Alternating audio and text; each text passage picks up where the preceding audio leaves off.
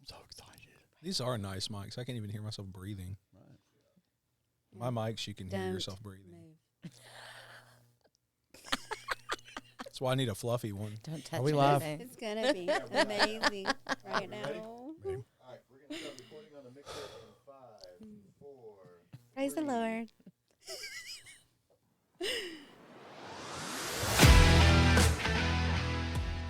Welcome to the Black Sheep Recovery Warfare Podcast, where it is our mission to debunk the lies of the enemy and announce freedom to those still lost in the darkness and addiction. Welcome to another episode of the Black Sheep Recovery Warfare Podcast. I am Brother Phoenix, also known as John Gallagher. I'm joined again in the studio with my co-host, Stacy. What's up? And today we have two very special friends of mine, all the way from Brookehaven, from Broken Chains, Steve and Tara. Hey, how y'all doing? Hey, We're doing John. good. How are you? Awesome. The first order of business that I want to take care of is I need to wish one of my favorite human beings on this planet a very special.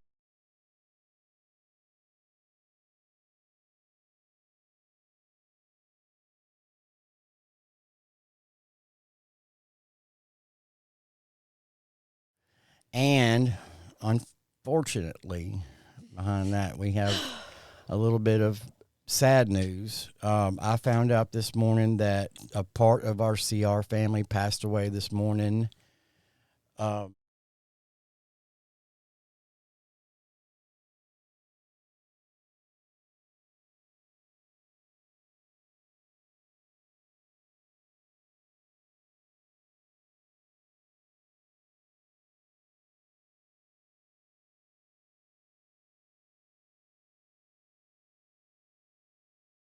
It's just really sad because I literally just saw her graduate the CR program just a few weeks ago, and she was at our Black Sheep event, and it's just really sad news. Yeah. So keep her and her family in your prayers, and you know. Yeah. All right, moving on. How y'all doing this morning? Man, I'm glad you asked. I am blessed. I'm having the time of my life so far. This has got to be the coolest room I've ever been in. Isn't it neat? Yeah. I love it. I'm trying not to move too much. Sit on your Praise the hands. Lord. Sit on your hands. Sit on my head. Sit on my Bless God. Are you a fidgeter? Do you I'm fidget? a fidgeter. Yeah. Well, apparently we're not supposed to pet the microphones. Oh, Yeah. Come on, just one I time. mean, I just... One time. Yes. Get it out of your Such a- system. Get it out of your Nice. system. Such a pleasant sound. Swirl. Nice Okay. kitty. Now, it's out of the way. Nice kitty. Sitting on my hands. Okay. Okay, all right. Let's keep going.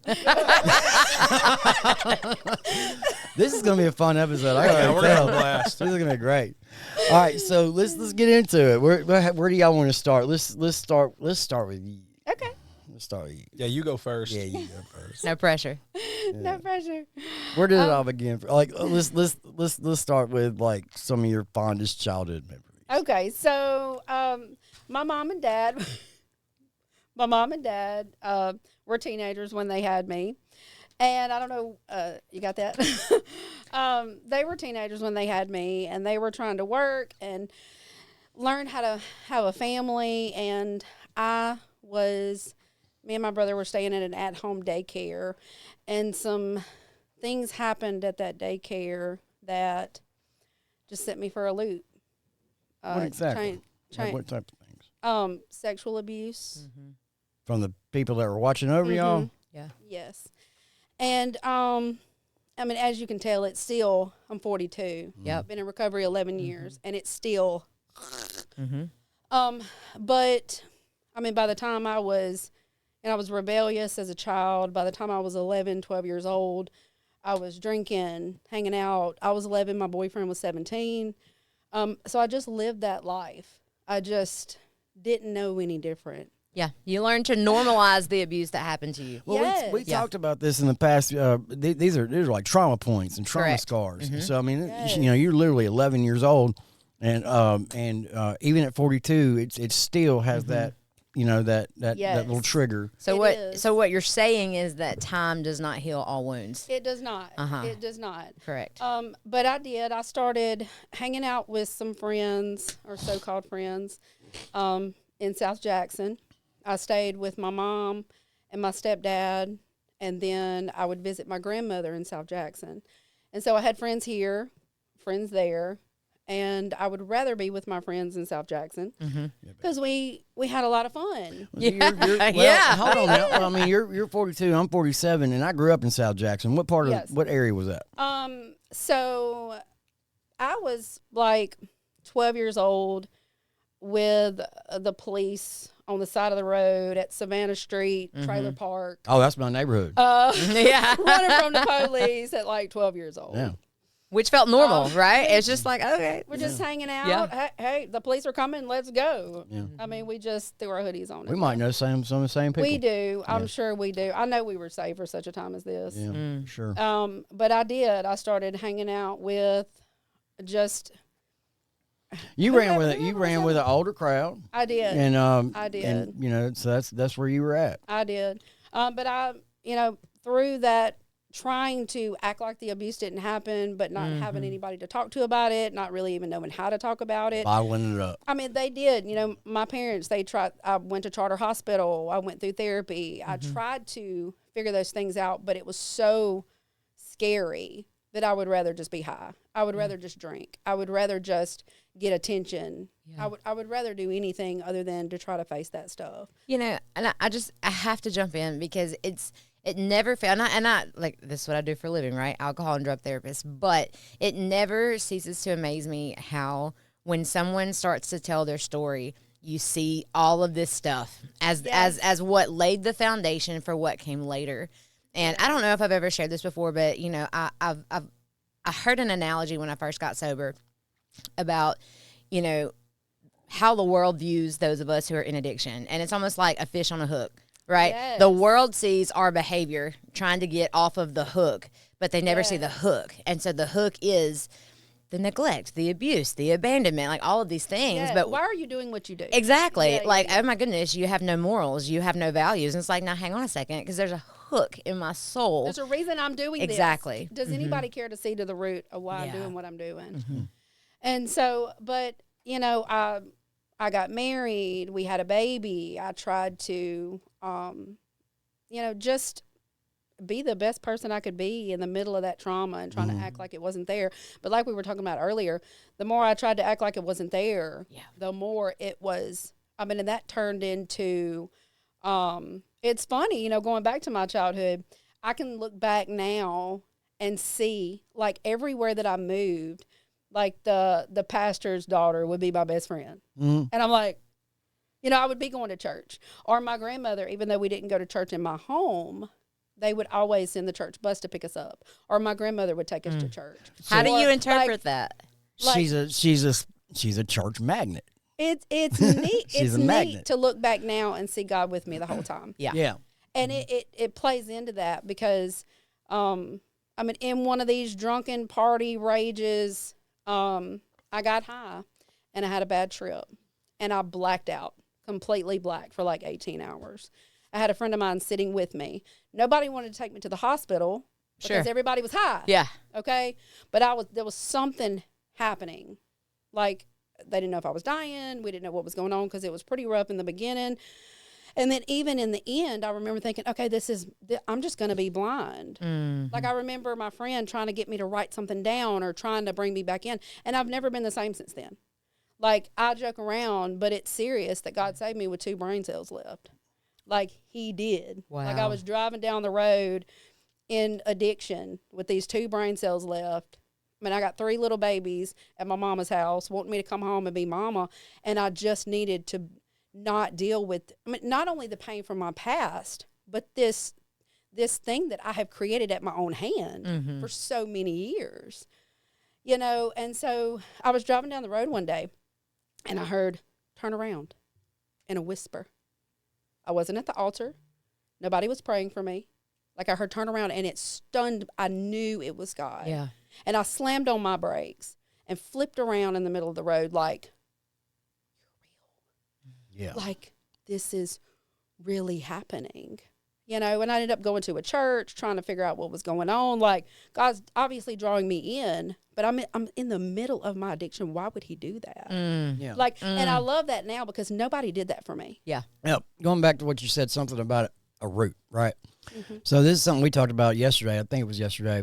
Was like addiction, abuse, all those things that they are fruits, and it's a fruit of a root. There's a root to that, and until you dig up that root and get rid of it, it's always going to bear that fruit.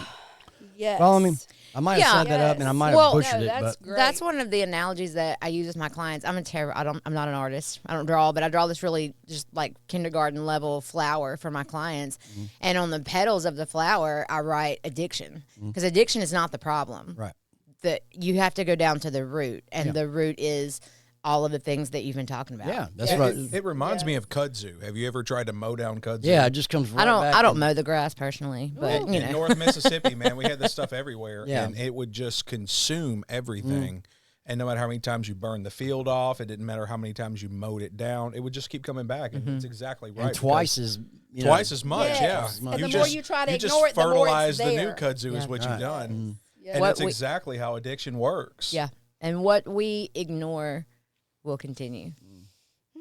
You cannot stuff. heal a wound by acting like Yeah. it's not there. Yeah. Wow, good stuff. All right, so where we're at. So just out of curiosity, so you said around 11 o'clock. 11 o'clock you started using, Amen. right? I remember So you started using it at 11 you got o'clock. one of them brain cells. No, that's one of my two, Laurel and Hardy. Anyway, so at about 11 years old is when you started using. What were you using? You know, back then, just smoking weed. I was the babysitter of our community. I lived in Sontag, Mississippi. And because I was the babysitter, all my friends were older. So I had the older friends that had little babies. So they could go to the club, and I was at home with the babies. And so they would just give me things to keep me up with the kids. You know, like I didn't know Many thins. many things, That's the first thing that came to mind. alcohol, weed, you know, Lortab, Yeah. whatever. Yeah. And it was just a normal, like, hey, I've been up all day at school. If you want me to keep the kids all weekend for you to go to New Orleans, I mean, if I'm going to be their full caregiver at 12 and 13 years old, You're going to get me I'm gonna high. have to be awake. Because that's so logical when it comes to like makes sense. caring for the lives of small children. Yeah. Yeah. I need my house It clean. makes I need to sense. handle I the get it. bills. Yeah. I mean, Yeah. Let's dope up the caretaker. That's Yeah. a great idea. And the funny thing is, it really did seem like a logical thing to do at the time. It right? was. Yeah. It was the logical thing to do. And I was, like I said, all of my friends, everywhere I moved, I mean, we lived in Puckett, we lived in Brandon, we lived in Pearl, we lived in Jackson. And everywhere I went, my best friend would be the pastor's kid, and I'd still go to church. Yeah. And I used to come over. I was the bad kid. I was the black sheep. And I remember one of my best friends, her dad, when I'd walk in, he'd be like, I know she needs to be here. But she Clean is- your pockets out. but she is corrupting my kids, you know? Yeah. So he would joke around, my name is Tara. So he would say, like, I would walk in and he would go, it's the terror. Oh. I'd be like, oh, I'm after your children. Yeah. You know? And so it was always a joke. But then again, it was like a way I learned to walk in and work a crowd. I mean, if I went to church, I was the best church goer, Yeah. most obedient. Yes, ma'am. No, ma'am. Yes, sir.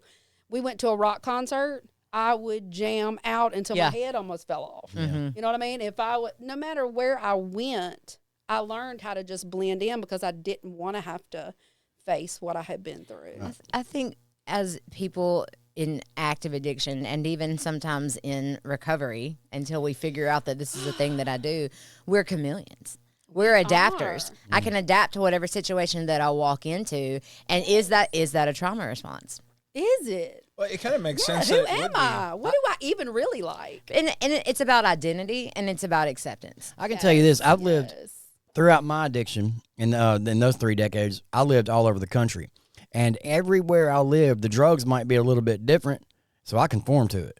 Like it didn't matter what was going on around me. Which is what we you do. know, I mean, I would literally conform to it just like a chameleon, just like you said. Yeah. I mean- think it's about getting a need met. And I'm not, and sometimes that's And externally, acceptance. but sometimes that's internally. The root. Yeah. What is the root? And acceptance that. too. you know. Yes.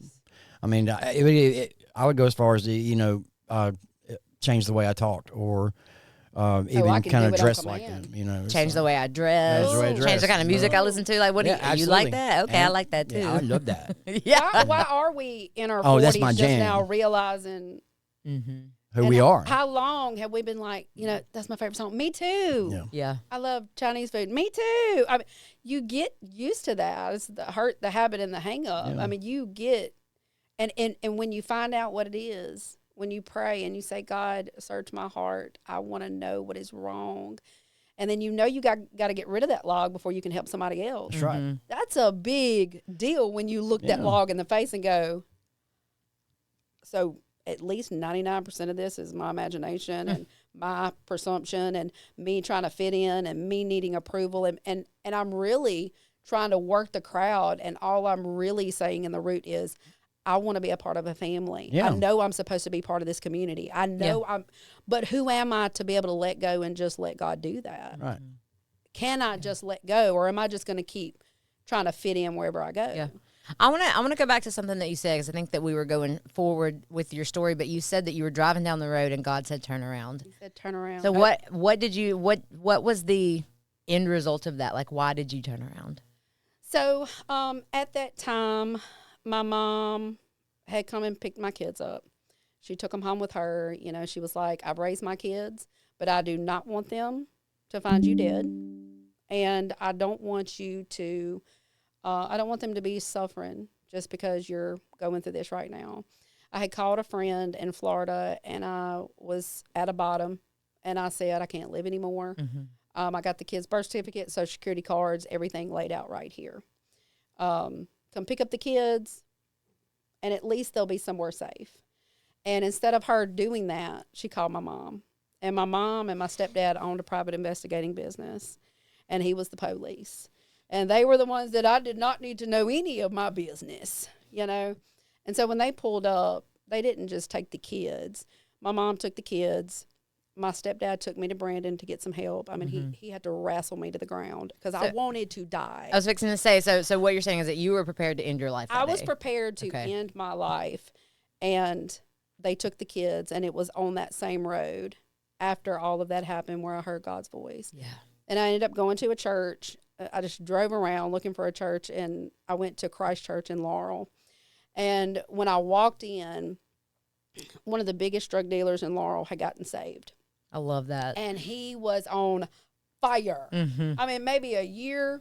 I mean, they had just sent some people with their little anklets still on that were leading praise and worship. I'm like, is this even a thing? Like, what is going on?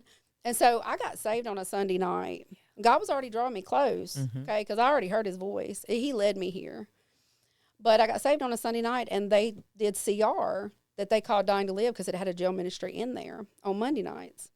And so I just knew. I didn't really know what was going on, to be honest. I mean, I just quit everything. Like, I quit everything overnight because I wanted to be with those people. I wanted to be a part of what they were doing. I wanted to be at that church. And so they had something really cool. They had the CR Monday night. Tuesday night, they had parenting biblically. Wednesday night, you did a life group. Thursday night, you did marriage biblically. On the weekends, we had a million things going on with the kids. So every day, I had this rewiring of my mind. And it took, I didn't get baptized and really start working on my recovery for like 8 months. And so, but it was that constant, I don't know what's going on with those folks. But it's I attractive want to what me. I want what they got. And so that's really what kept me, what kept me going is recovery and CR and people that were on fire. I walked into a fire that was already lit. I didn't even like know. that. That's good. Like nobody did that for me. Yeah. I walked in there, there's no telling what it looked like. I mean, I remember wanting this guy's attention because he was really cool. I remember this. It was a really cool guy, and I was like, oh, he's really cool. Like, I really want to talk to him. I want to know him. Who is this guy? Like, I was drawn to him. And I started working my way toward him. Like, I just really want to talk to this guy, you know? And the closer I got, the closer this woman got to him. And I'm like, who is this girl? And I found out it was his wife. Oh, okay. And so, yeah. Well, and it was beautiful to me once I realized once I saw a complete picture. Seems because they knew they were solid, and they knew that they were working with people like them. Yeah. It wasn't like get away from my man. It was like, I'm so glad that she's attracted to the Jesus in him.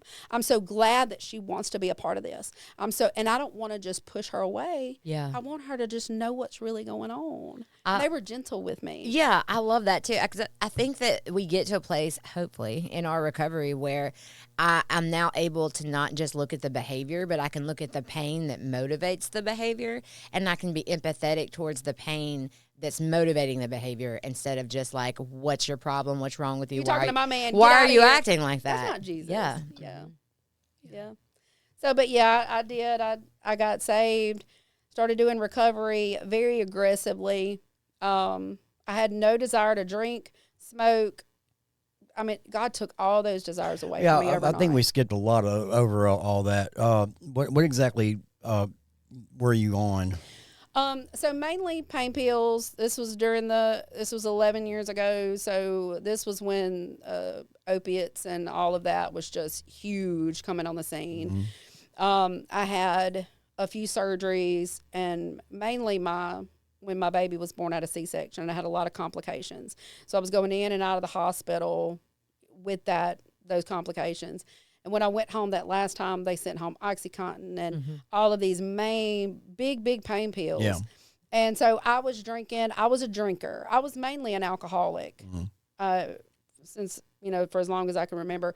But it was the taking the pills with the alcohol, and then realizing that I could take this pill. As long as I take this pill, it won't make me nauseated, so I can take a handful of pills, and I can do this. So mainly that.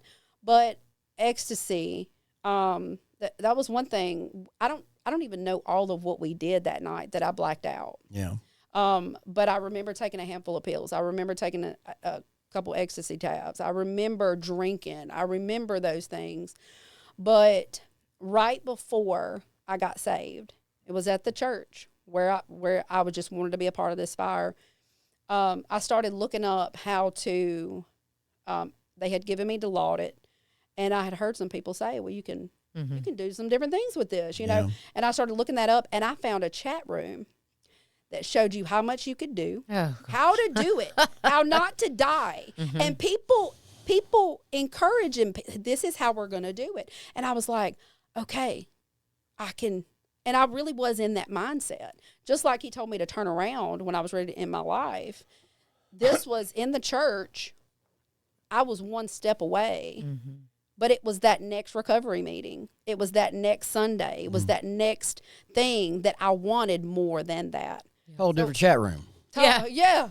I mean, the devil was like, no. Remember those AOL days, man? Oh my Yeah. God. You get ate up in a chat room back when I was growing up. Yeah, this was 11, 12 years ago. Yeah, I know. So, I mean, it was a big deal back then. I mean, now I do recovery because I still have those same two brain cells. He's not adding any sanity as far as the world goes to my head. I have two brain cells and a lot of this. There you go. Okay? Yeah. I mean, when I hear knocks, I mean, I still, every now and then I'll see something or hear something, and I'm not, I'm like, okay, I know I got really high that night, and the Lord saved my life. I It's don't so really real. know. I hear it too sometimes. Yeah. Yeah, he feeds off of me. But if I hear a knock, now I know. I say, God, if you're knocking, let's have a conversation. I know to do that. Or if I see something, I'm like, I know that you don't come at me like that. Or I'll just, if it's a bad day and I'm having really bad anxiety, because I still deal with mania. I still deal with that spinning. Yeah. My mind still does that quick, and I have to just sit in it. I can't do too much.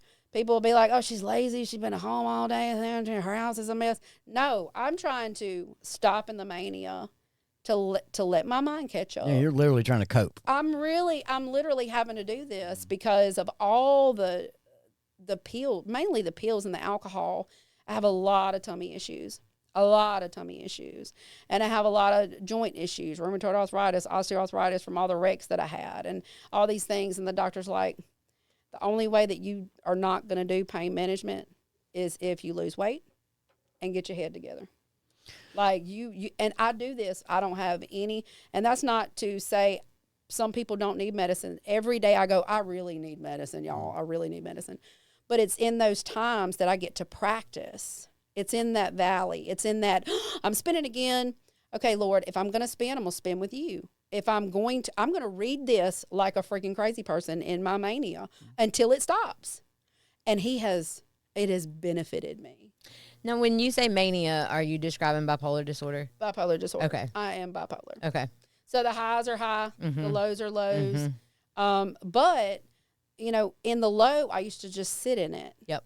I would just, until somebody had a birthday party and I had to get dressed, or, oh God, I got to go to work, or like I would just sit in it. And then even when I would come up and get dressed and put on a face, I really wasn't out of it. I was really just walking around trying to cope. And I knew how to work a crowd and smile and act like I was okay. And I wasn't, and that's kind of what drew him to me, because, he's just like, man, you're amazing. But man, he just couldn't put his finger on it. Like, and I remember him telling me one time, he's like, I can tell that you don't know what love is. Mm-hmm. And I just want you. Like, even when we were friends, we did children's ministry together for 2 years before we realized we were meant to be together. We were like brother and sister. We knew each other in real time. And we got into a big argument one night, like brothers and sisters do. And he's on the way home, and he's like, I know what she needs. I Like, liked her, and she was mean to me. That's what it was. She was That sounds fine. familiar. She loved me to death until Yeah. she found out that I liked her. Yeah. And that was it.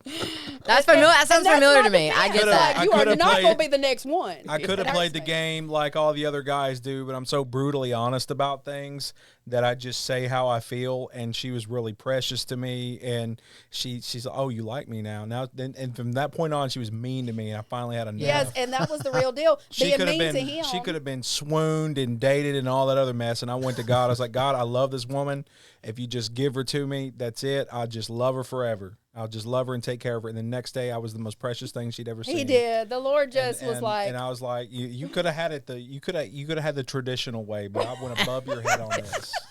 Yeah. I just went above your head and went to the boss. Okay, And all right. So You don't get to say so anymore. You just gotta love me. So at this point, when you found that church and you caught fire, and that's been 11 years ago. You're 11 years. So ever since then, you've been drug free, you've been alcohol free. No, I had 2 slips. One time, I was about 1 year clean. A friend of mine had some dental work, and my house was a wreck. And I was like,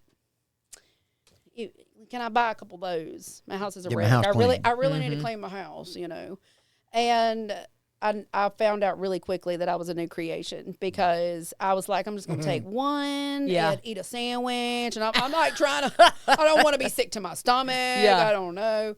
And I don't want it to hit me too hard. I don't know what I'm doing. And one pill that I used to take a handful of like a year before made me so sick that I was sitting up by the toilet just dry heaving. Wow. And then, she was like, what happened? Like, if you we started having conversations like, man, when you come over here and you're itching your nose and you're tweaking out, like, I am losing my mind because I want to do it. Yep. And she's like, well, why don't you just do it? Like, you're grown. And I was like, you don't understand. Like, I can't just do it now. Yep. Now it goes to the core of who I am. And God has done something for me that I can't just get high and run from this stuff anymore. This is my reality. Yeah. Once you understand what it's like to be sober, and you're exposed to the truth, and you're exposed to the light, you've ruined highs and done. drunks for you for the rest of your life. You're not gonna have fun anymore. Yeah. It's not gonna be fun. Well, and then probably about 3 years clean, a friend of mine was going through a breakup. She was going through a really hard time. And I was trying to just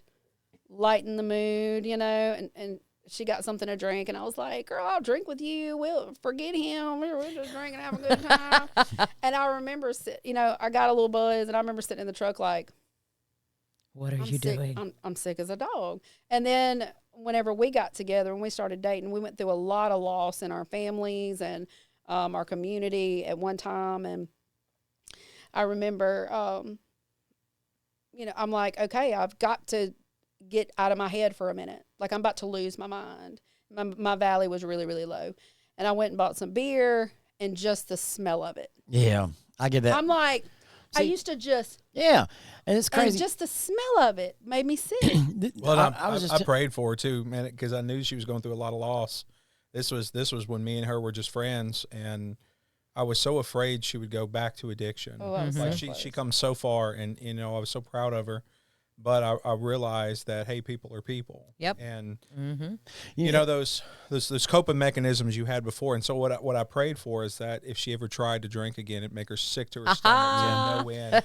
And He does have a connection. she's with like, man, and then a couple days later, I'd come over to her house, and she was like, I tried to drink, and I couldn't. I drank one, and I nearly threw up, and I held my nose and drank the other one, and I couldn't do it. Just to be sure. Look, Just to make sure. I can vouch for that because like my ex, I think she was praying really hard for God to take alcohol out of me and completely give me an allergy to it, because I was a full-on alcoholic for like 30 years. And like, I mean, I'm talking about like in the morning, I stopped at the store and got a 6-pack drink on the way to work, got a 6-pack at lunch, and then got a case on the way home and drank that until either it was gone or I passed out. Mm-hmm. And that was my lifestyle every day. And then one day I woke up and I stopped at the store and I didn't buy a 6-pack. And at lunch I ate. And then on the way home, I got a Dr. Pepper. And I have not, I mean, like, there's been 2 occasions since then that I did attempt to try to drink a couple of beers, and the smell of it from the time I cracked it, and like, just like you said, tried to force myself to do it, it was like my body was rejecting it. And now don't get me wrong. Now look, but then I graduated to other things. I mean, I've always, like I said, I've always been a drug addict, but I mean, the alcohol itself was full on taken away from me. And even now to this day, like I can live. That's why I don't go in bars, and I don't do the events, some social events like I used to. Because if I'm sitting next to somebody that's drinking, the smell of it makes me sick.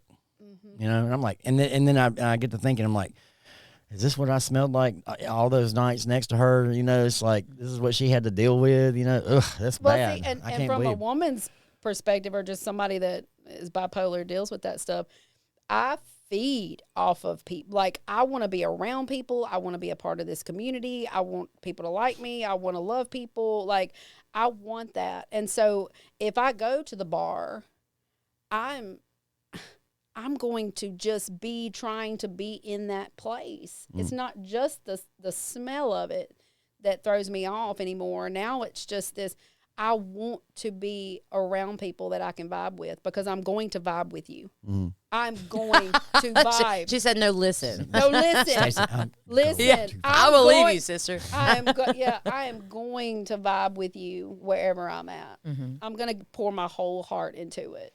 And so, but like I said, it, like for me now, still today, a lot of my family's still out there. A lot of my friends are still out there. I've lost a lot of people out there. I mean, I still have people that think I'm fooling people, like, oh, there's no way she's been sober these 11 years, She done got the church boy fooled. And you would think 11 years. The church boy. Oh, yeah, we're about to get to that. I'm just going to that's say. our testimony. Yeah. Okay. Okay. We're about to get to that in a minute. Isn't it crazy? Like, you say that. See, I'm 3 years into mine, and you're 11, and you're still going through that after 11 years. Still going through it. I have to tell y'all this. I was on the, because it goes with this. I was on the way here today, and because I've got almost 9 years, so 9 years in June, and I passed by one of those hotels because I was the hotel jumper, right? Like just whatever, because none of my friends like owned homes or could pay rent, so like we hopped hotels. Good at it. Yeah. And I passed by one of the ones that I used to frequent all the time, and for the most part, I don't experience a lot of triggers and cravings these days, or if I do, they're not necessarily for drugs and alcohol. And I just got hit with this memory, of a thing I did at this hotel, and I felt it all over me. My hands are sweaty, my heart was racing. I was like, okay, like, but instead of freaking out, and I tell my clients this all the time, instead of freaking out and, oh my gosh, what's wrong with me? I'm not doing something right. There's a huge problem here. I was like, you really are a drug addict. This is really something that you deal with. This is kind of just what it looks like. And so that's when I had to lean into remembering the consequences, remembering the truth of what happened, remembering that the one pleasant memory that my brain tries to tell me was every day was like once every 3 years. And like the rest of that was chaos and darkness and horrible, So it's, for me, I still can get those moments. Even though I feel like I'm doing what I'm supposed to be doing, I can still have those moments where I'm just like hit with something and I remember like, okay, you don't have to forget about this. Well, they're emotional anchors. Yeah. They're emotional anchors, and we're hardwired to be like that. Yeah, and I can literally, even to this day, and I know this will probably be going on for many years to come, if I'm watching a movie or if I see a show or something, like, and even if it's just in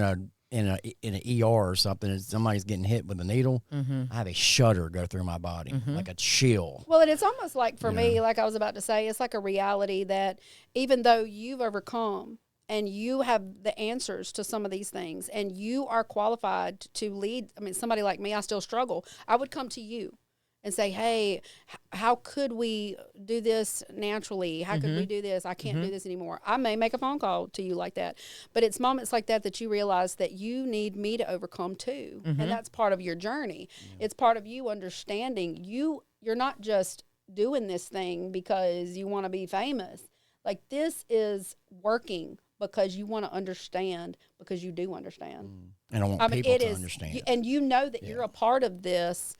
And I know that we're supposed to be doing this thing because for 11 years, every day I'm going into church and I'm doing CR and I'm doing church folks and I'm doing the world folks. And I'm like, what am I supposed to be doing just to find that little narrow path? And this is so beautiful because I've been waiting. Like, when I got saved, I was walking through that fire, but I wasn't brave enough to share in my moments when I was 2 years clean and 3 years clean. And what I'm experiencing now, it's like the remnant. It's just so beautiful to me. What I'm experiencing now is the people that are saved 1 year, 2 years, 3 years clean. And they're just like, I don't care if I'm in the fire. I don't care if it don't make any sense. I want to let go and let God do what, like, I'm in his will. Whatever he wants. Like, to do. I'm experiencing that in real time. Look, I was at Restoring the Broken last night in Laurel, and I'm telling you, that place is full of the Holy Spirit. I'm talking about, I walked in and I felt it from the time I really pulling in the parking lot. Yes.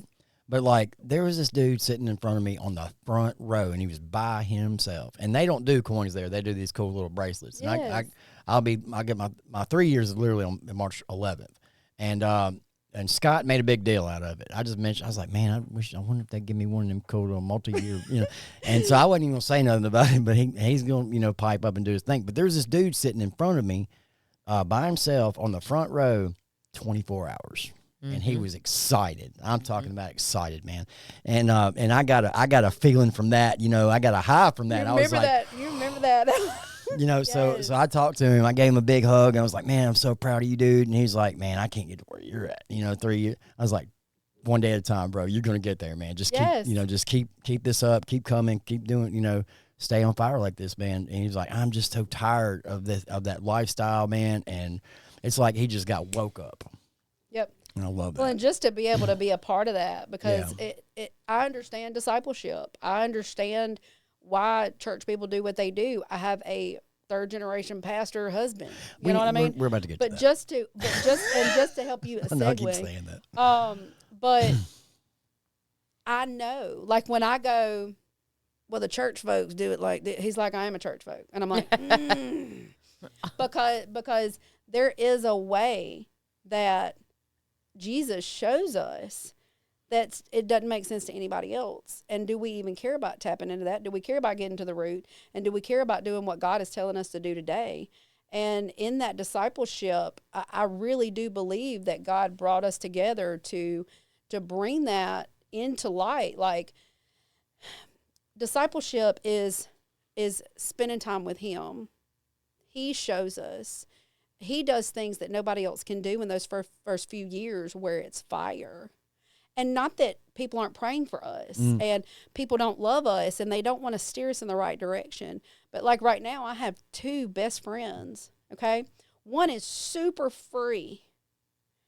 Like, I'm like, I need that. I want that. I want to follow her everywhere she goes because I want it so bad. I'm like, I want to be free like that. But I also have this other friend that is super stable, and I want it. Mm-hmm. I want it. And to these two friends, it looks threatening because she's like, oh, well, you're so free that you know, it makes me feel like my stability doesn't matter. And then she's like, oh, well, I'm so free that your stability, you know, makes me feel like I'm in bondage again. Like there is a real trick happening to keep us separate when we're supposed to be working together in these things. Mm-hmm. And only he can give you that.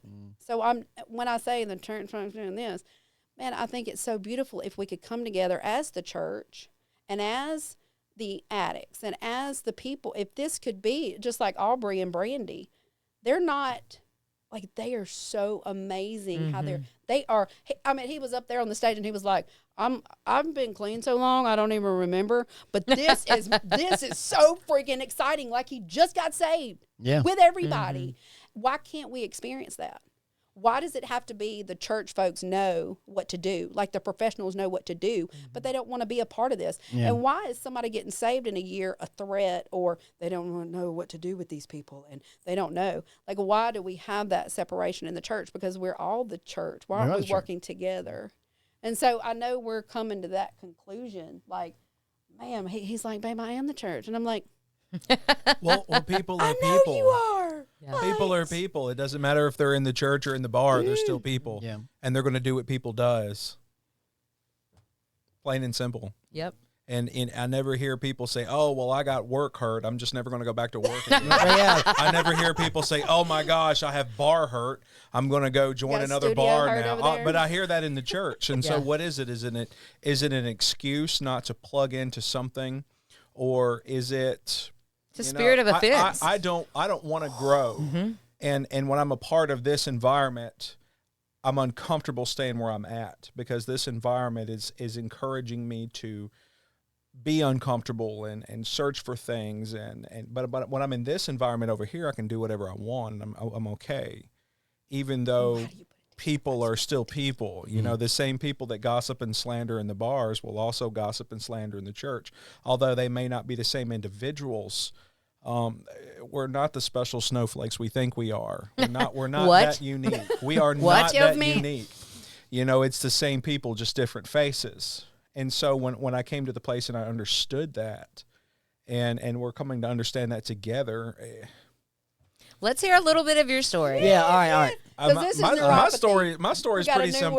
Listen here, church boy. My story is pretty simple, man. I grew up in a church. My granddad was a pastor. My dad was a pastor for a little while, and I was called to ministry in like the 6th grade. I don't have a history of drugs and alcohol, and I think it's so wild that I ended up working in recovery. Because just a few years ago, I was one of those people that was like, well, I don't need this. I've never been a drug addict. I don't need recovery. But how wrong I was, how absolutely wrong I was. Because again, I didn't understand the mechanics of addiction.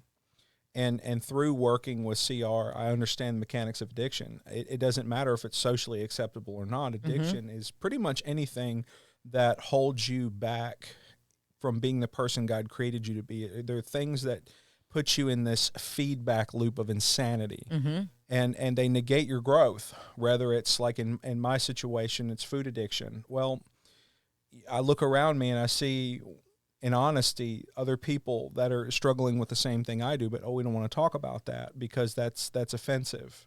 Yeah. You know, we instead go to church every 5th Sunday and indulge in our addiction. You know, how much does the Bible say about gluttony?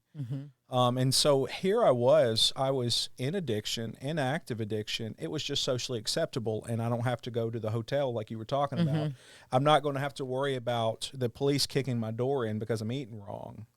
Yeah. So it's okay. And the culture I came from, pretty much, and this is not what they directly taught. Nobody actually directly teaches this. It's just kind of implied by the way everyone else behaves.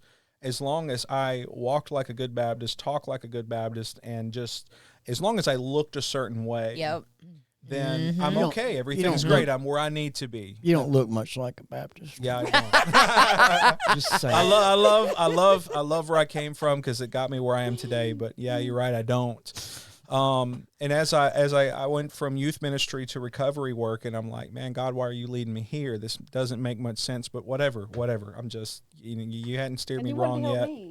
You hadn't steered me wrong yet. And even with her, I remember she was dealing with some psychosis, because like she said, when she had that trip, that just fried her brain. I mean, she hadn't been right since, and so sanity and sobriety has been something she has worked very hard for. And I remember she was dealing with some psychosis, and I was just like, man, she sees this, and she believes this to be reality, and it is obviously not.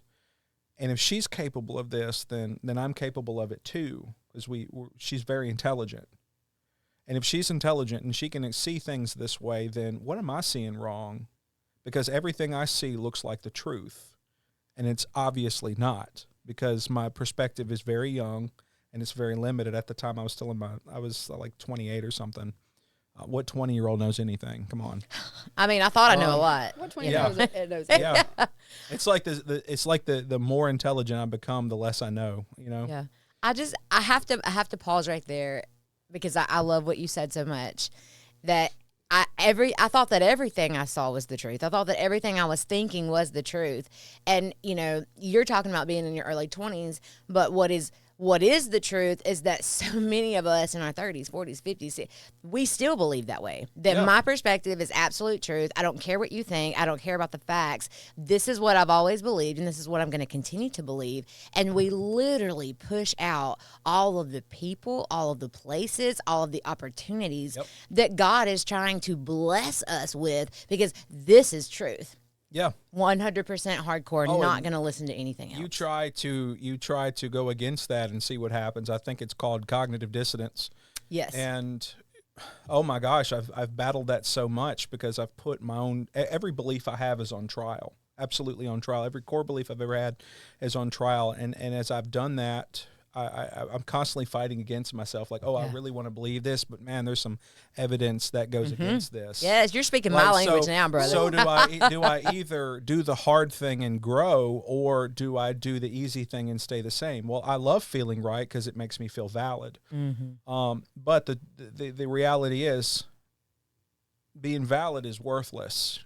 Being right is worth something. And so I've learned to be right, I have to be willing to admit that I'm wrong. Yeah. And every time I admit that I'm wrong, and I say, oh, well, this perspective was wrong, and this is wrong, this isn't the truth, this is wrong. And I have to do this. I believe, as the man of my house, I have to set these standards. I have to be the one that calls right, and wrong, wrong. How can I expect her to do it if I don't go first and do it myself?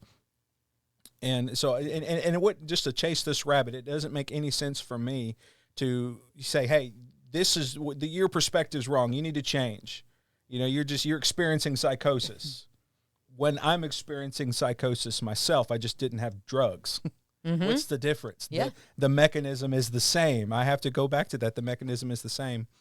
And so as I've learned to say right is right and wrong is wrong, truth is truth, and anything that isn't truth is false.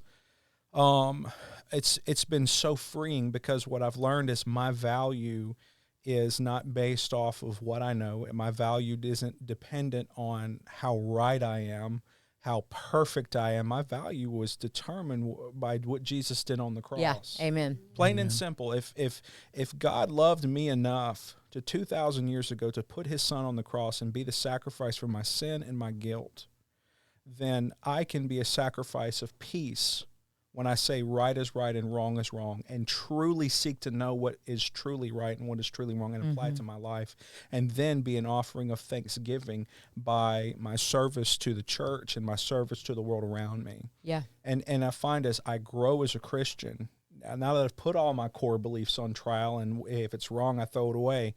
If it's right, I keep it. My world is a place of peace. I'm not sowing destruction into the world around me. Now, those are my natural proclivities, to sow destruction. But if those things are wrong and I don't do those things, and I go down the path of most resistance, and right is right and wrong is wrong. Man, I'm so in peace in the world around me. Amen. And the freedom I'm able to experience is indescribable. Mm-hmm.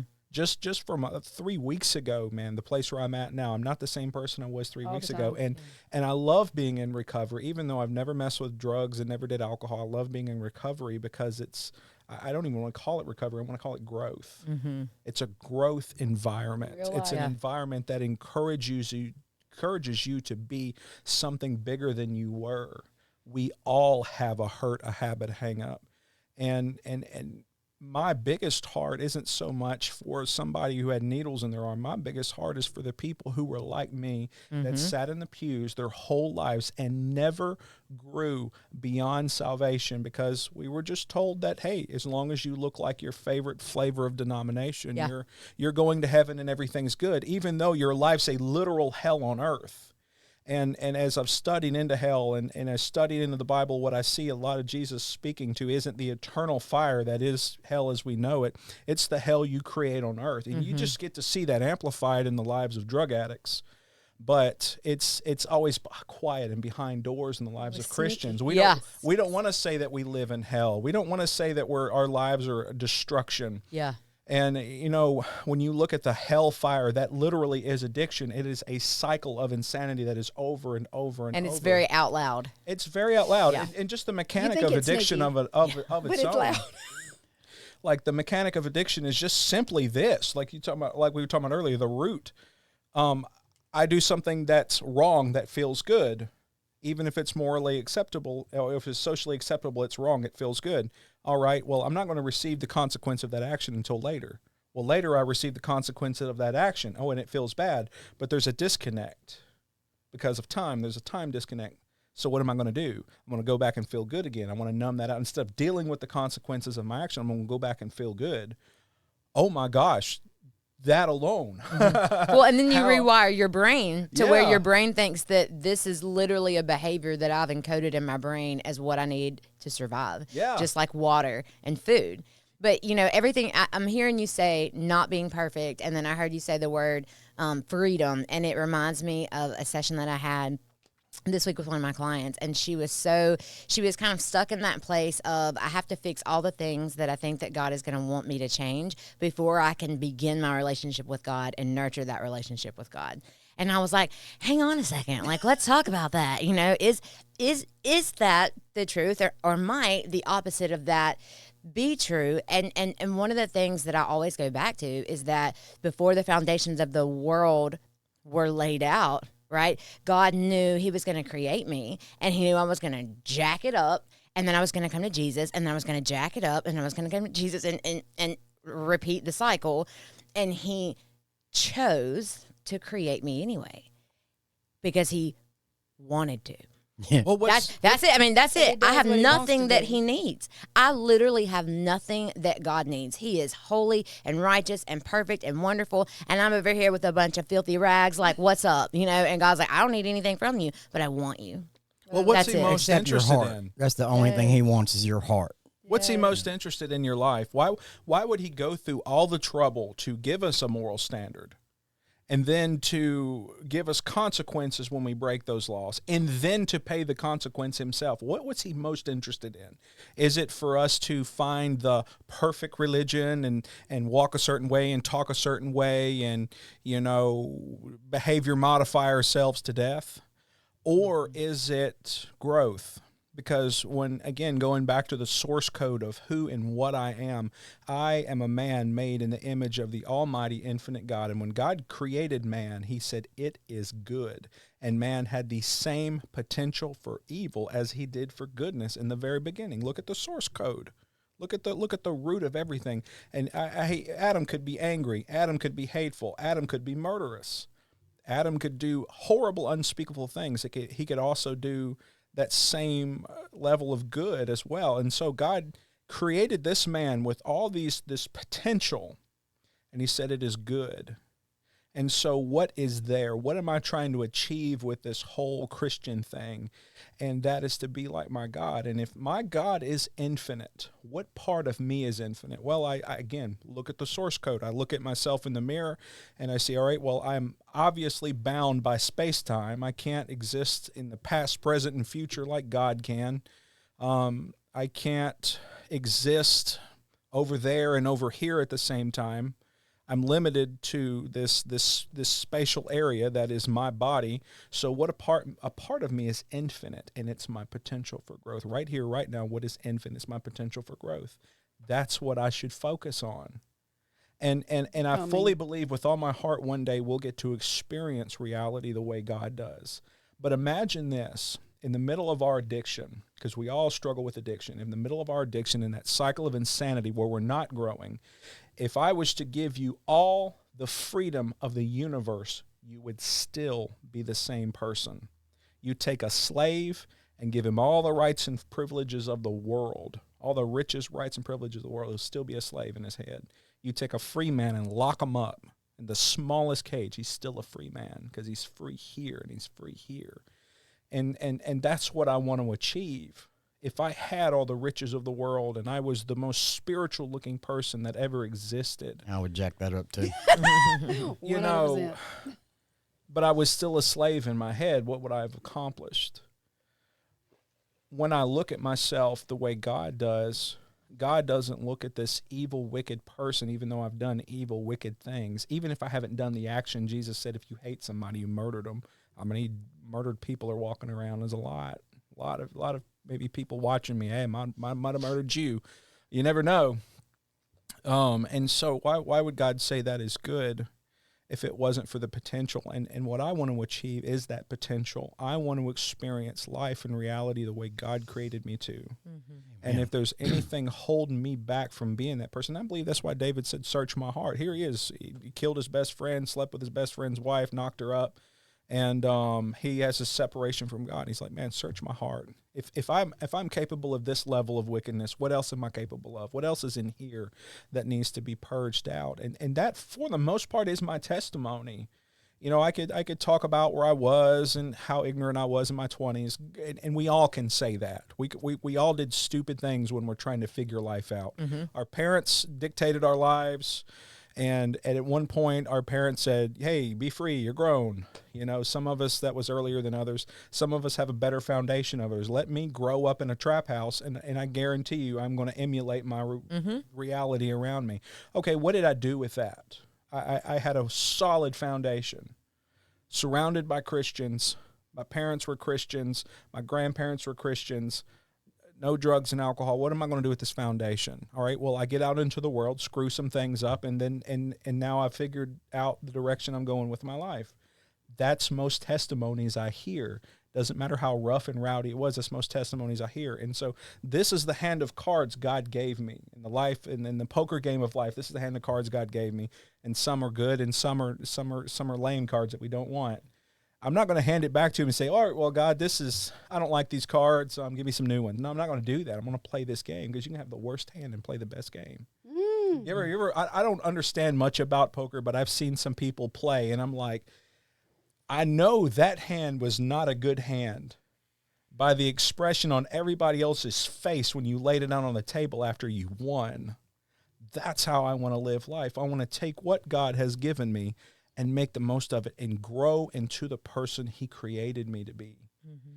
If God is infinite, then so is our potential for growth. Yeah. And going back to recovery, what is holding me back today? Well, personally, I'm dealing with codependency. Personally, I'm dealing with my health and fitness. Mm-hmm. I finally had to bite the bullet and just, hey, God, I tried to do this. I love that ding that just comes out of nowhere. Just making sure everybody's still watching. It's beautiful. It's beautiful.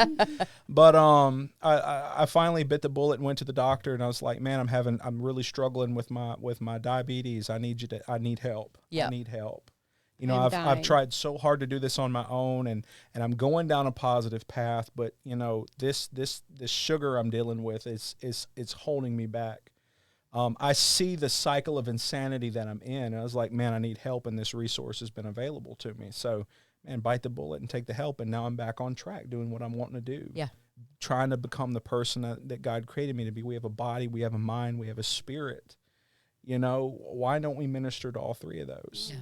We need each other. Well, and I'm curious for you guys, what does life look like for you today when it comes to working in recovery, serving for the kingdom of God? What does that look like for you together as a couple?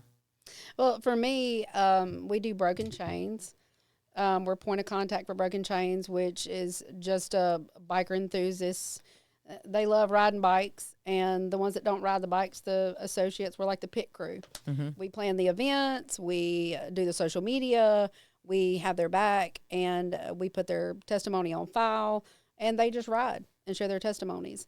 They do CR startups at churches that don't have a CR, and that's what makes it so powerful for us to be together, because he needed church just as much as I did. And to hear that in the church, of course, it's good for the church folks to see their prayers being answered for their family members that deal with addiction. It's beautiful to feel like, man, my prayers are being answered. Yeah. It's beautiful. But at the same time, there's something special that God is doing for all of us, for us to be able to work together. Mm-hmm. And so that's what I love about it, because like our conversations are so real. Yeah. Like I will say, this is the truth. This is how I feel. This is what it looks like on this side. And he'll say, okay, well, this is what it looks like on this side. Yeah. And so there's this, I mean, you would think. And we come together and try to figure out what the truth is. If you pass by our house, you're going to hear a lot of screaming and hollering. And we used to fight about those things. I used to read the word, and I'd be like, man, it's showing me this and this, and this is so beautiful. And he would go, well, you look at the context, this and this. And he would try to give me context. But because I had that wall, I'm like ODD, bipolar. Don't tell me what I'm reading. I know Don't what I'm. mansplain me. I know my daddy. I know my daddy. You know, But he I was go just through trying the to same give thing. me It's some like context. I And go- I'm like, why did I fight him on that? Because we go back and forth until there's peace. Like real peace, like, and it's us coming together, not me being right or him being right, but there's another level of something that we're learning, that he has a part of it and I have a part of it, but you also have a part of it, and you also have a part of it. And although I'm right, I can't do this by myself. I was never meant to do or able to, all of this by myself. or even able Well, to. in her background and her perspective, I need him. just not being a guy alone is so polar opposite to mine that I've learned to value that polar opposite, because it gives me the ability to see things that I normally wouldn't see. You know, I use the analogy, you take a car and put one set of rims on one side and one set of rims on the other side, and you can have a person here and a person here, and they can argue about it. Well, no, this one had those rubber band tires, and no, man, this thing had super swampers on it, you know? But when you come together and say, all right, well, I seen rubber band tires, and the other guy says, I seen super swampers, what you realize is somebody. Well, they're both right. They're both right. And they're arguing over the same point, just with different perspectives. And once we finally came to that place, well, we're both right. There's been so many times that's which was driven me insane about a lot of our arguments, because we'll argue about the same point. We'll make the same point, just in two different ways. You're using different language. Using different Yeah, language. saying the same thing, but using different language. Using different language. And her language, I've learned, is more emotional. And my language is more logical. Not that either one is inferior to the other. We They're need just each other. different. Yeah. And I've learned to be able to listen to people who are more emotional. And I've even learned to love the emotional parts of myself. That's another part of my testimony. That was part of myself I literally hated, until I learned that there's this whole other being that exists in my head simultaneously that is emotional, very animalistic and very emotional. And when I learned to love that part of me, I learned to love me. So I'm thinking about something that God told me. You know, and it wasn't like something that a person told me, or I didn't read it in a book. Like, God spoke it to me.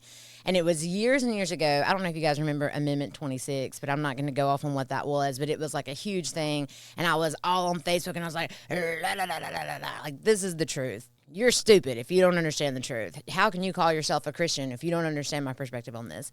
And God told me one day, because I was in it. I was in it. And he said, you know, when it becomes an argument, when it becomes a fight, you are no longer fact against fact. You are ego against ego, and you will never argue someone into the truth, and you will never argue someone into the kingdom of God.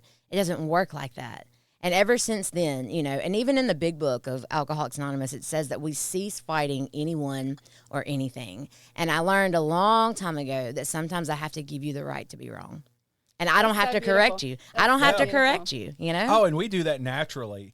I was listening to a guy talk about in police interrogations, and police will do that. They'll intentionally get the story wrong to get you to hang yourself. Mm-hmm. And I'm like, oh my gosh, I would be the guy that hung himself. Yeah. I would totally been the guy that hung I would himself. unconsciously Over correct and the over. cop, Yeah. give him the story he's looking for, and here I am dangling from the bars. I was like, man, I cannot commit any crimes. I wish. I cannot do it. I I've would. seen them shows that you were talking about Well, and I love- years ago. I love that you brought AA into it because about 2 years ago, I went through my final church hurt. My final, you don't get to pray for me and get all the glory. You don't get to do that. Like, I was so done with it. And I left this church planning on not going back to church. Like, I can't do this. This is ridiculous.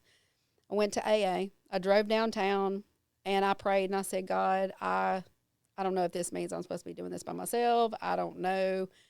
And he literally drove me to the AA door at 7 o'clock when it was starting. Yeah. And it was so beautiful because I walked in, sat in the corner. I was like done having a full nervous breakdown, full mania. And I sat in that circle until what they were saying just started lightening everything up again. And then I started chairing meetings, and I was in there for 18 months. And I just, in sharing with the meetings, I learned that at 9 years clean, walking with the Lord, having a relationship with him, I did not know how to be honest with myself. Oh, yes, ma'am. I mean, it was just this, and I knew there was something missing. And then when I started practicing that, I come back to CR, got my little chip, and I was like, I'm going to start working on these things. Like, when I see something, why when something triggers me, that person needs to suffer every pain I've ever been through? Why does one trigger? There can be, I had a man that every time I walked up, he would walk away. And of course, I feel rejection. I feel all these emotions. I'm like, why are you, every time I walk up, you walk away? And one day his wife come up to me and she was like, I can tell you're really struggling with this. And I was like, what's up? And she was like, every time you walk up and he walks away, I can see that look on your face. Like, what did I do? I just walked up. And she's like, I just want you to know the truth came out. And I just want to let you know that the truth came out that when he was younger, his babysitter was a heavyset, long-haired, long gray hair lady. So every time you walked up, he didn't know what this big emotion was. Wow. Emotional anchors. That was his trauma coming. He Yeah. just knew Yeah. that every time you walked up, that he felt it. And how often do people walk up and remind us of that thing? And now we think the devil's out to get us through that person, or now this person is demonically oppressed. And why? You know what I mean? Yeah. Like, why am I the must devil be because under I attack. triggered- Yeah. No. Like, and I really want to know that, because some people can walk up to me. And it was in walking through CR and my freedom. And I walked back through that house where I got abused when I was a little girl. And the Lord walked with me through that house so I could just be a big girl walking through that house. And I walked all the way through, all the way through those rooms, and I got to the kitchen. And there was the lady that used to babysit us. My abuse happened with the man. But when I walked through that kitchen and I got to that lady, she was screaming and hollering, and I was scared to death. And I just saw myself run from the kitchen into his arms. And so that's where that twist came in for me.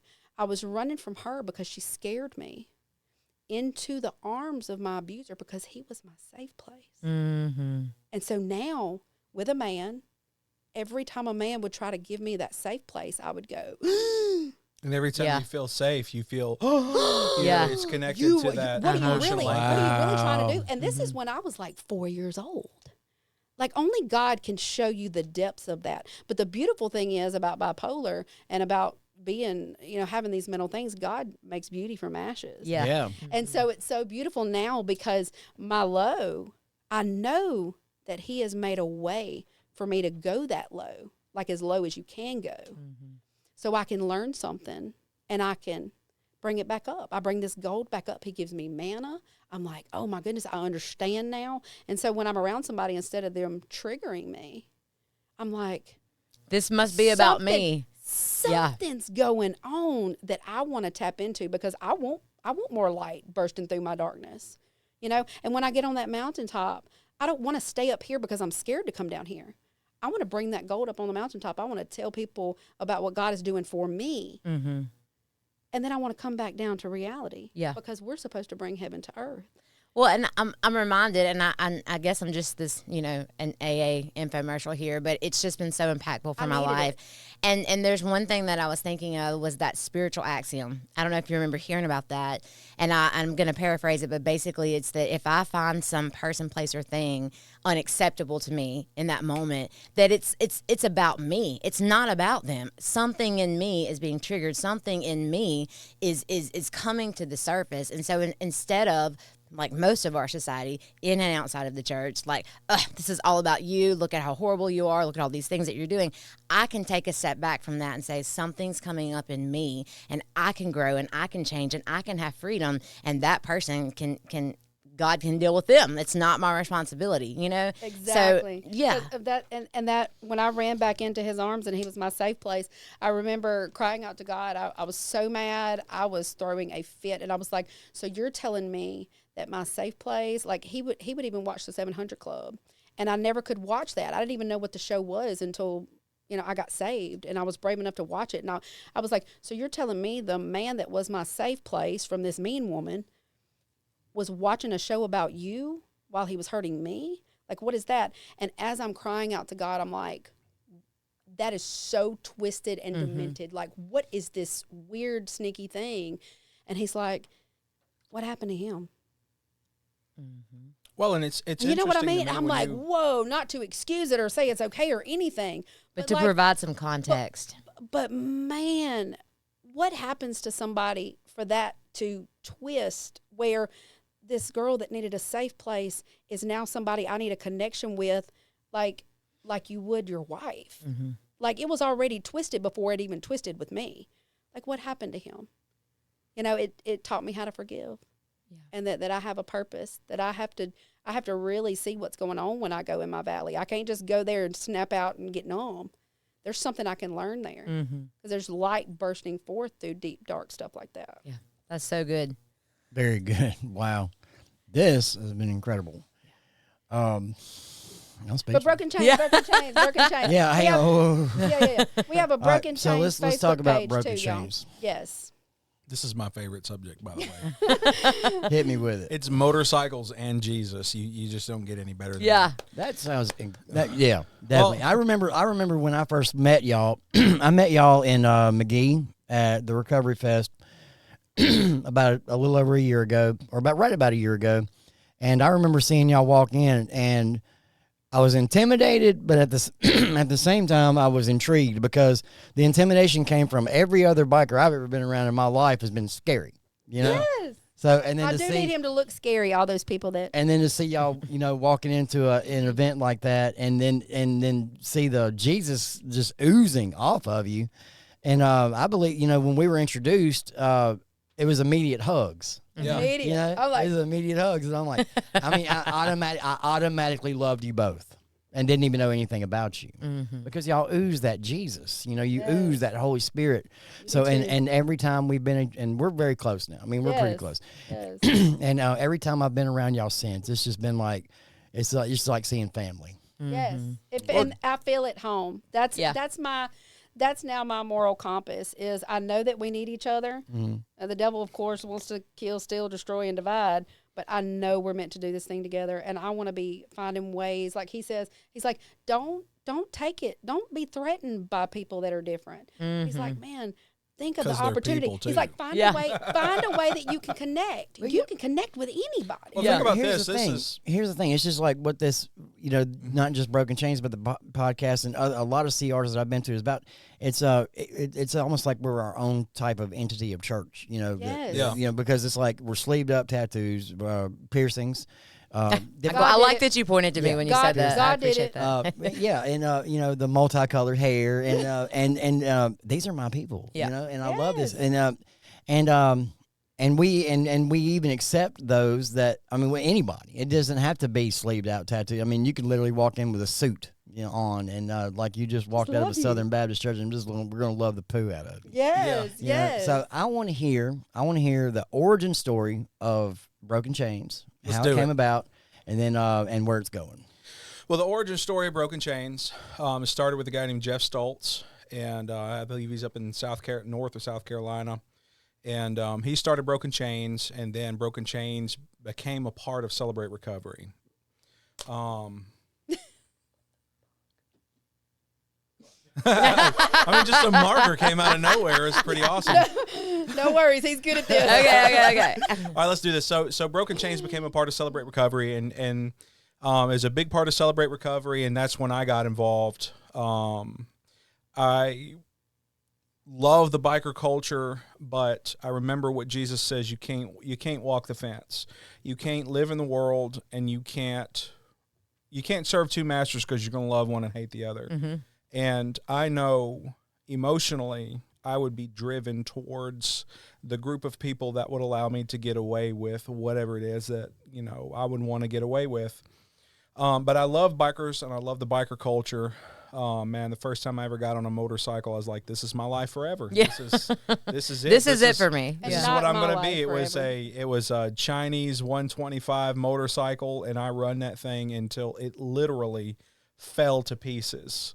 Going home one day from work, and I'm like, well, this motorcycle's dead. But many more later, and I love biker culture.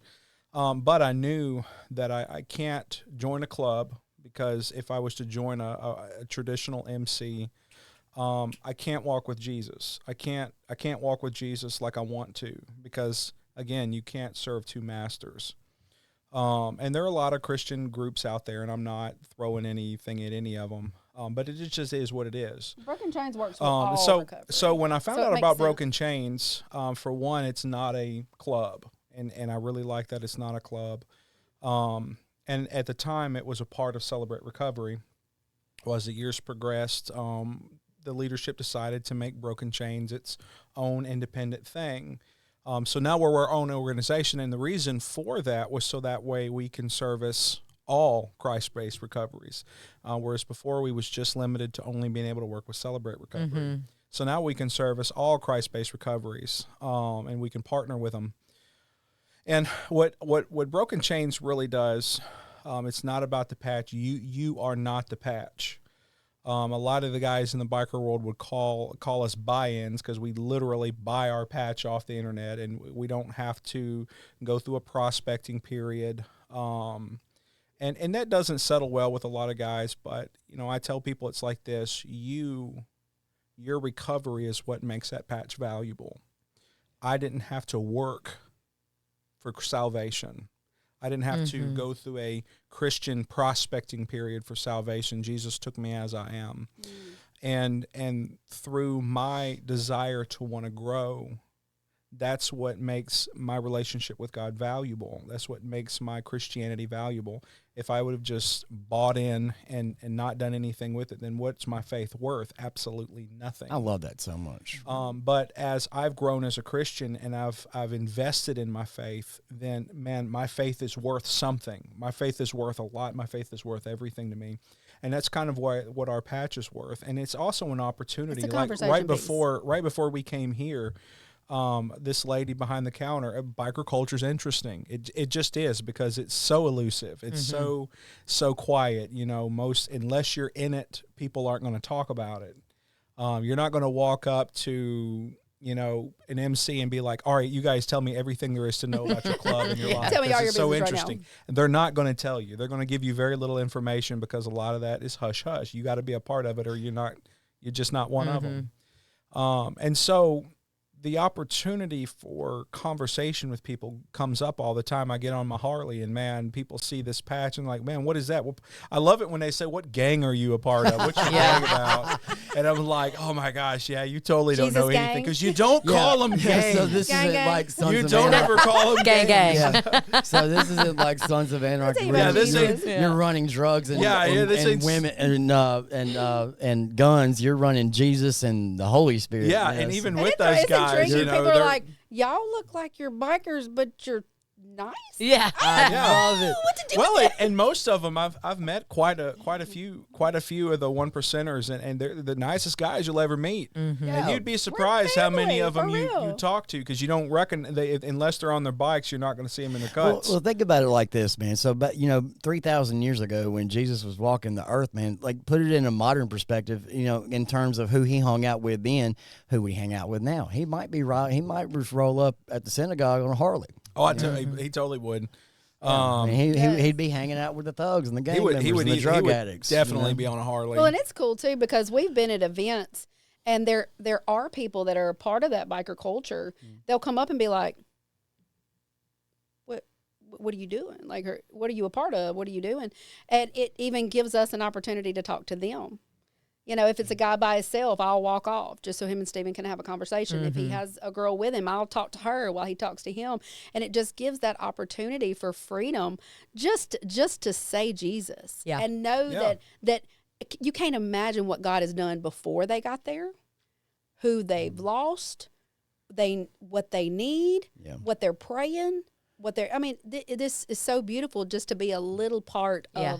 of a little light. That's well, awesome. and we a lot of our guys will say our patch is round because it's a doorknob. It opens up opportunities. Oh, I like that. And even with our interactions with the biker world, we have an opportunity to be able to service that community because in a lot of major MCs, if you get bad off on even if they run drugs, if you get bad off on drugs, you're put out bad, which means you're literally disconnected from all of your brothers. And these guys work hard to get into those clubs. It's not just It's a walk up, brotherhood. hey, I'm a Genuinely. rough, tough guy. I want to be a part of your club. No, you go through a lot to get in. And once you're in, you have earned it. And so and that's your whole world. That's your family. Most of these guys is the only family they ever have. And so for them to get disconnected from it, it's devastating to them. And I remember talking to one guy. I was like, he was asking me about what Broken Chains is about. And I have a feeling he was either fixing to fight me or support me. I'm not really sure. And it was my ignorance of biker culture. I didn't realize you were supposed to get permission before you ride a patch in an area.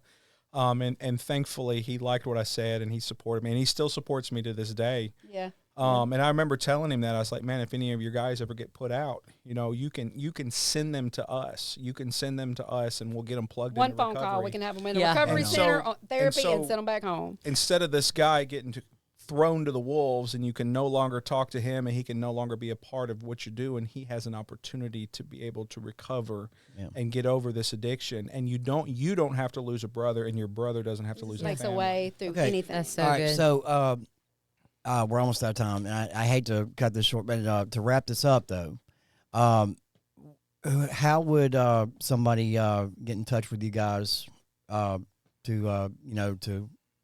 be a part of Broken Chains, and how do we find you? Well, we're trying to separate our personal page because we do all recovery.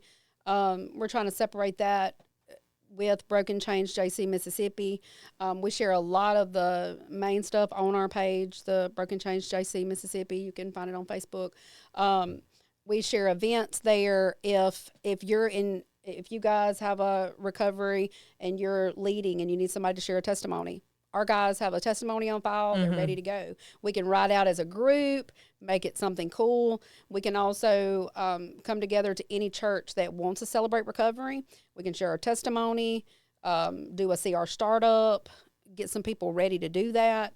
There's a lot of things that we can do. And we're also, like with the CMA, we ride with the CMA in our communities for house fires and if somebody's in the hospital and things like that. We also ride with ABATE, and ABATE is for the children. Like this summer, we get to come together and build a dock for Camp Sunshine with a Awesome. little wheelchair ramp. Yeah. So we're not only out in the community, and with the kids, but we're also in recovery. Yeah. So it Yeah. gives us just a platform to be able to work with Our anybody. laser focus is recovery ministry. Anything that we head up is going to be recovery, Christ-based, recovery-based. And as far as your question about how to get involved with Broken Chains, it's pretty simple. You can contact us. We got a website, Broken Chains JC. That you can get on, and that's how you fill your application out there. And you could, if you that's how you get started with it. You don't exactly have to be a writer to be a part of Broken Chains. We have associates; they're non-writers, and we also have writers. I want to be an associate because I can't ride a bike. You'll be part of the crew. So You talk to me long enough, you'll be on a bike. so just to clarify one more time for our listeners, it's brokenchangesjc.com. Yeah. And the Facebook page is Broken Chains JC Mississippi. Broken We are Chains point of contact JC for Mississippi. So we want to start making those connections. If we can have a few, at least maybe a man and a woman at each church, each recovery in a church, that would give us easy access, because we could call this one couple or this one person and be able to bring that whole recovery center in. If there's a house fire or there's something going on, it'd be good to make those connections. Yes. Well, I am so happy that y'all are so deeply involved with the recovery community, and you already know that It's the coolest community. Any event that the Black Sheep Recovery Warfare is involved in, y'all are more than happy to welcome. And we've been us. discussing about doing an event in Brookehaven Yes, too. yes, Stay on the up and up. Well, we just want to say thank you so much you for so coming. We're so grateful for the things that just you love shared. your story, and man, we're gonna have to have y'all back just to hang out. you Yeah. know. And I'm just so thankful too that anybody that comes in that's free just a year or two or three, man, just be still and let the Lord do what He wants to do, because we're experiencing this because we really want it. One thing I want to touch on real quick. What can you say for you, Tara? What can you say to anybody out there that's listening that is still going through that psychosis type stuff, even in their sobriety? Just make yourself a part of the family. If the church looks funny to you, do more recovery stuff. If recovery looks funny to you, do more church stuff. All of this is coming together. God's bringing it together to make sense. It doesn't really make a lot of sense right now for me. But just keep going and doing. All you got to do is show up, and God will show out. Amen. Well, and I would say just for those people, because although again I don't have a history with drugs and alcohol, I struggled For with the psychosis. church folks, Yeah. hello. None of our perspectives are the truth. Put everything you believe on trial. Put everything you believe on trial, and see what's true and what's not true. Amen. Pray that prayer to God. Search my heart, and see what's got to go. What's holding me back? Is it my perspective? Is it a belief? Is it what is holding me back from being the man or woman you created me to be? And it's as simple as that. Amen. Amen. All Well, right. thank y'all so much for coming. Danny, hit my music.